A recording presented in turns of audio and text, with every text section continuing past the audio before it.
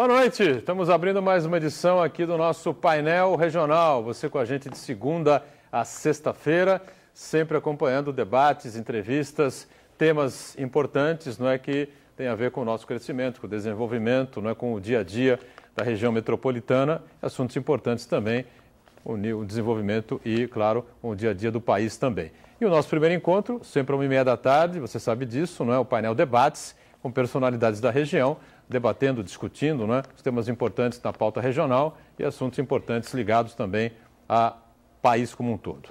A gente, com prazer, nessa edição, vai discutir um pouquinho da relação consumo de drogas com o desenvolvimento, o crescimento do jovem, do adolescente. Não é uma questão que está sempre em pauta, não é?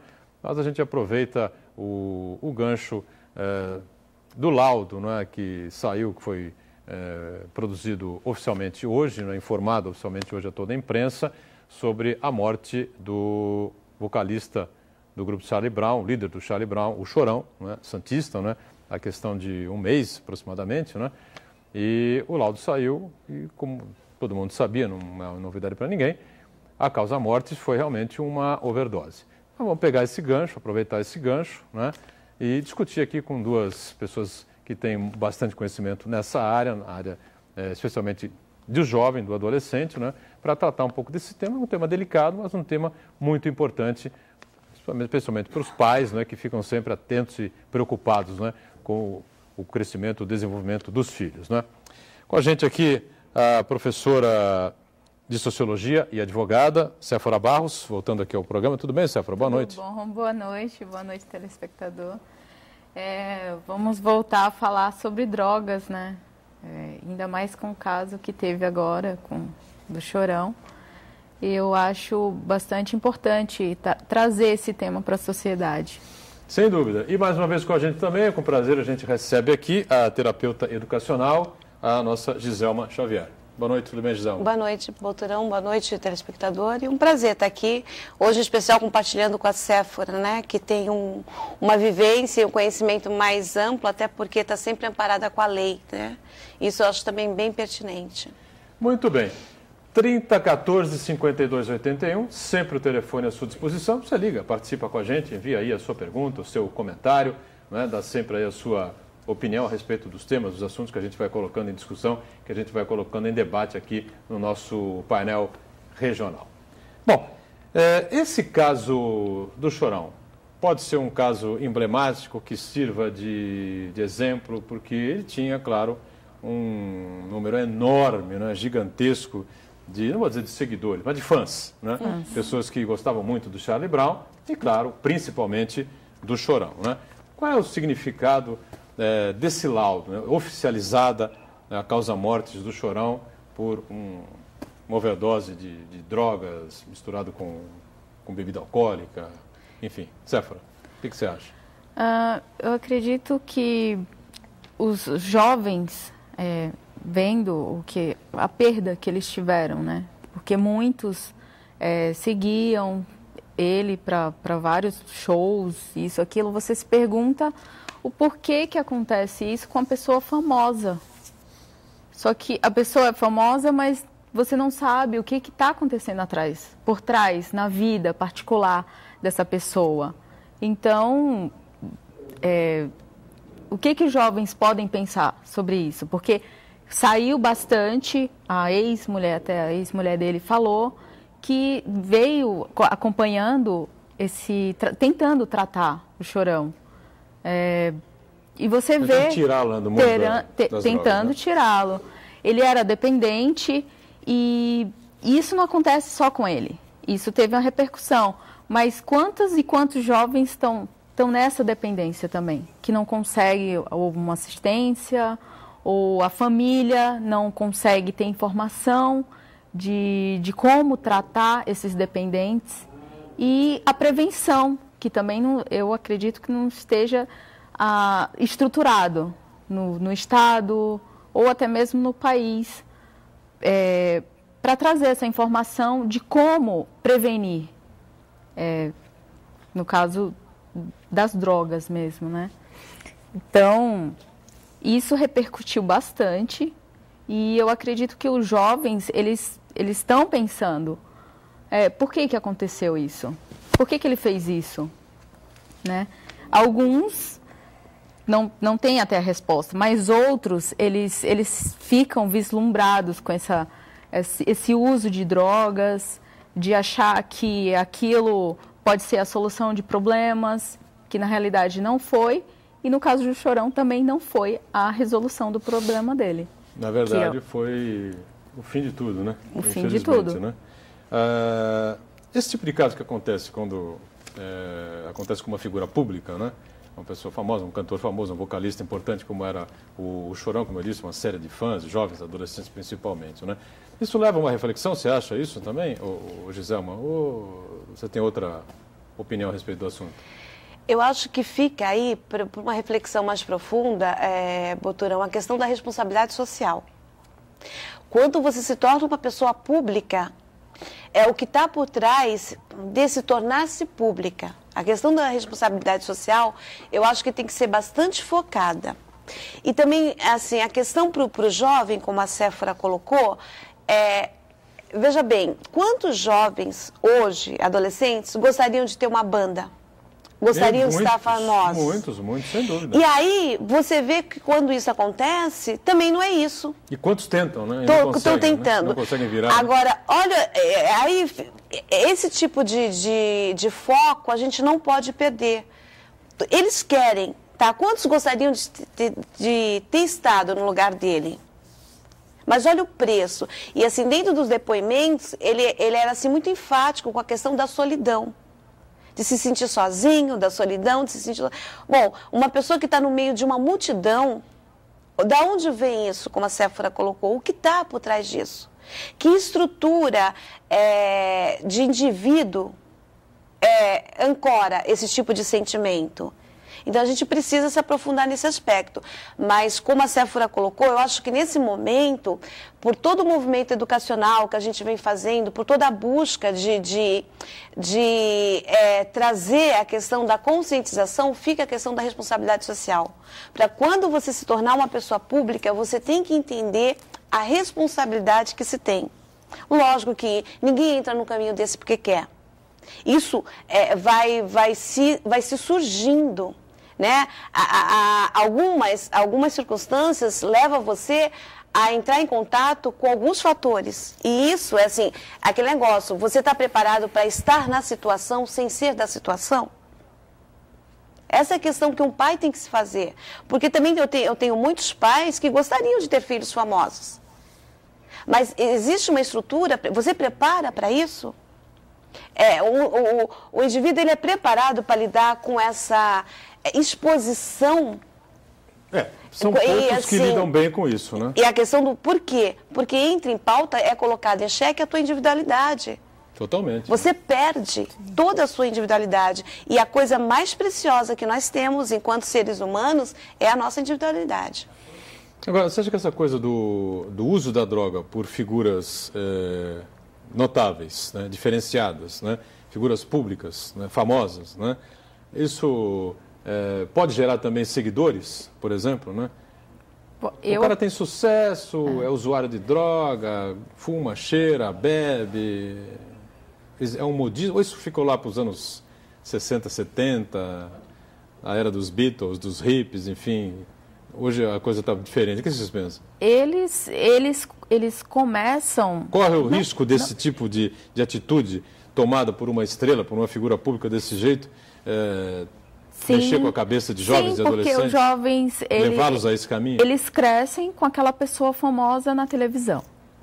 Então, aquela pessoa tem dinheiro, tem status, eles podem pensar, principalmente crianças que hoje assistem a todo e qualquer tipo de programa, têm acesso a isso, eles querem fazer a mesma coisa que eles estão fazendo.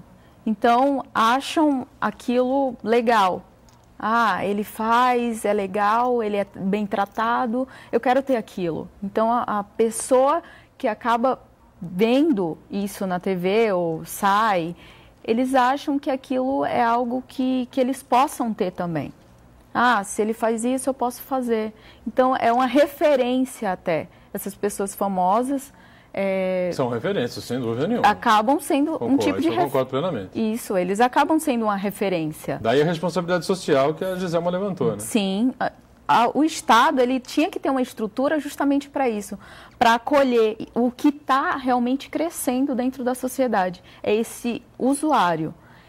Cadê a estrutura total para o tratamento desse, ou mesmo mais a prevenção dentro das escolas? Cadê a fiscalização? Não está tendo isso. Então, eu acredito que precisa se bater mais na prevenção das escolas, de crianças até, porque as crianças estão tendo muito contato com a droga muito cedo, não só em favelas, mas eles convivem com aquilo.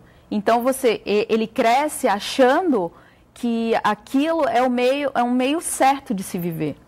Então, eles procuram, não só como as pessoas estrelas, que têm status, isso, aquilo, as traficantes que estão dentro do morro, que têm isso, que têm status até dentro do morro, eles tiram a pessoa como referência. Então, eles querem ser daquela forma. Criança vendo isso, acaba absorvendo esse tipo de comportamento. Aí é a lacuna da ausência, da referência da família de uma autoridade. Vem alguém e se apodera desse vazio, porque enquanto na estrutura familiar não se tem nenhuma referência, e nós precisamos de referenciais para se desenvolver. No caso de pessoas famosas, como cantores, no caso do Chorão, acontece a idolatria. Quando você começa a idolatrar, é porque você não tem referência absolutamente nenhuma, Boturão.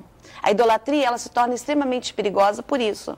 Você passa a idolatrar, aí você perde o senso do limite, de que aquele Deus, entre aspas, né? Porque o cara se torna idolatrar e você colocar o cara numa condição de referência maior. Então, aquele Deus humano que ele coloca ali, para ele seguir, ele perde o limite. Ele esquece que é um ser humano que carrega angústias, frustrações, conflitos e que vai vacilar, que vai escorregar no dia a dia, como qualquer um de nós.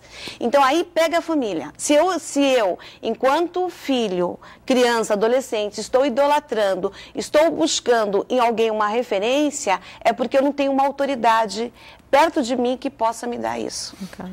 Vamos para o rápido intervalo. Já continuamos esse assunto que é interessante, hein? Aqui com a Giselma e com a Séfora também. Voltamos em instantes.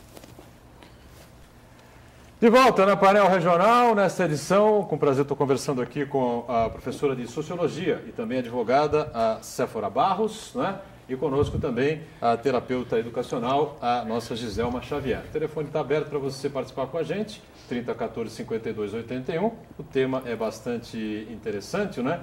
Essa relação que existe no jovem, né? Do adolescente, principalmente, com uma figura, um ídolo que se torna uma referência e que acaba, por uma fraqueza, ou seja lá por que motivo for, né, passando uma imagem de algo que se torna negativo. Por exemplo, que a gente deu, o exemplo que a gente usou no bloco anterior, né, o laudo oficial da causa mortes do vocalista Chorão, do grupo Charlie Brown, hoje publicado oficialmente, né, por overdose. O que é isso? Como é que isso reflete? Que reflexo tem isso nos seus fãs, né? Eu dizer seguidores da questão seita, qualquer coisa assim, mas não tem nada a ver com isso. O pessoal que era apaixonado, que gostava muito, né, do grupo Charlie Brown, e especialmente do seu líder, né, o vocalista Chorão, que infelizmente nos deixou há cerca de 30 dias. E a gente estava colocando aqui, debatendo aqui até durante o intervalo, a questão da referência, né? Se cria-se uma referência forte com o ídolo, né, fora de casa, é porque falta a referência em casa? Será que é isso? Vocês entendem assim? Eu entendo que se a pessoa não cria um vínculo com seu filho desde o início, infância, adolescência, todos os limites que ele pode colocar, porque o papel dos pais é indicar, meu filho, isso não é o certo, ou dar o limite, não, isso não pode por causa disso. Então, não está existindo esse tipo de limite. O pai, ele tinha que ser, mesmo como acabamos de comentar, que na adolescência o pai começa a não ser mais o ídolo daquela criança ou daquele adolescente, porque ele começa a ver que a pessoa é comum, ele erra bastante, é um ser humano. Só que o adolescente, ele tem que perder esse vínculo gradativamente e não perder totalmente a referência com os pais. Ele vai começa a idolatrar, ter um ídolo, um cantor que ele goste, um ator que ele goste, ele vai ser fã dessa pessoa, mas a referência dos pais, ela tem que estar presente em todos os momentos, infância, adolescência e na fase adulta também. Eu acho que não perdendo esse vínculo com o seu filho de falar, de orientar, de mostrar por que aquilo está errado, por que ele não deve fazer aquilo, não é simplesmente chegar e dizer, não, você não pode fazer isso. Por que eu não posso? Ele vai se questionar, por que eu não posso? É a conversa, o diálogo. É o diálogo, é o principal, que vai ser a base dentro dessa família. Então, essa questão da referência assim, né? E do vínculo que a gente estava conversando, né, Giselma, antes, aqui durante o intervalo. Agora, isso tem um período, né? A questão do limite, você dá e vai plantando isso, essa relação pai-filho, ou mãe-filho, enfim, né? Enquanto a criança vai se desenvolvendo, né? Depois que a coisa chega a uma determinada idade, o período da adolescência, por exemplo, né, é que você vai ver se aquilo que você plantou realmente, se o vínculo se mantém, né? Depois que a pessoa chega na adolescência, fica difícil você querer botar rédea, querer botar limites, enfim. Pelo menos eu penso assim, né? Para ter base, tem que ter vínculo. E aí eu vou reforçar uma fala que é muito pertinente ao trabalho da Séfora, né, que a gente vem acompanhando aí. Ela fala assim, Giselma, os adolescentes chegam para mim e falam assim, pô, preciso conversar com você, preciso conversar com alguém. E aí isso tudo, o Boturão, vem desembocar dentro da escola. Porque não se estabelece vínculo na família, não se tem esse diálogo, como você bem colocou. E aí ele vai buscar no professor o referencial de orientação. Quando o professor está ali para cumprir um outro papel, mas está desembocando tudo na escola.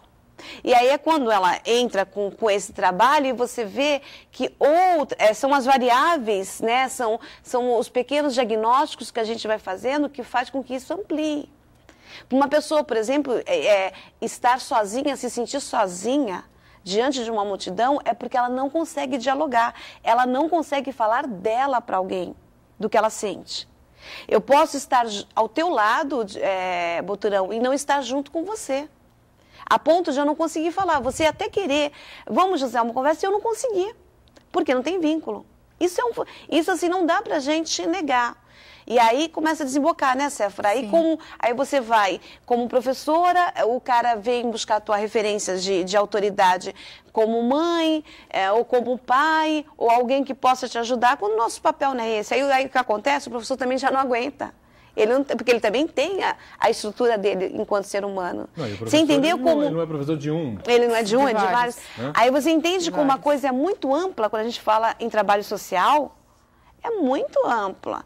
Então, esses casos assim, quando acontece, eu acho que a gente tem que entender que é uma oportunidade de perceber e consolidar definitivamente de que tem que ir cada vez mais profundo, sabe? E pegar com seriedade. Não é trabalhar superficialidade. Não é ficar só naquela disposição de conteúdo, desenvolvimento intelectual. É preciso, a gente está num momento em que a gente precisa trabalhar realmente uma questão multidisciplinar. Nenhum meio mais vive sem isso. Até as empresas hoje percebem isso, que a produção depende de alguns fatores. Né? Então, o vínculo, para mim, ele é fundamental nessa hora. Diga, Séfora. Como ela falou, os alunos, eles se sentem carentes. Não posso falar dos alunos de escola particular, mas, em particular, as escolas públicas, e essa última que eu trabalhei em conjunto com a Giselma, eu até comentei com ela, eles são muito carentes.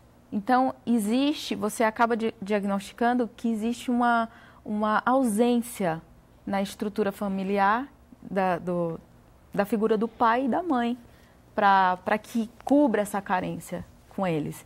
Ele tem essa carência, essa ausência dos pais dentro de casa, não tem informação, vão para a rua. O que acontece na rua? Eles vão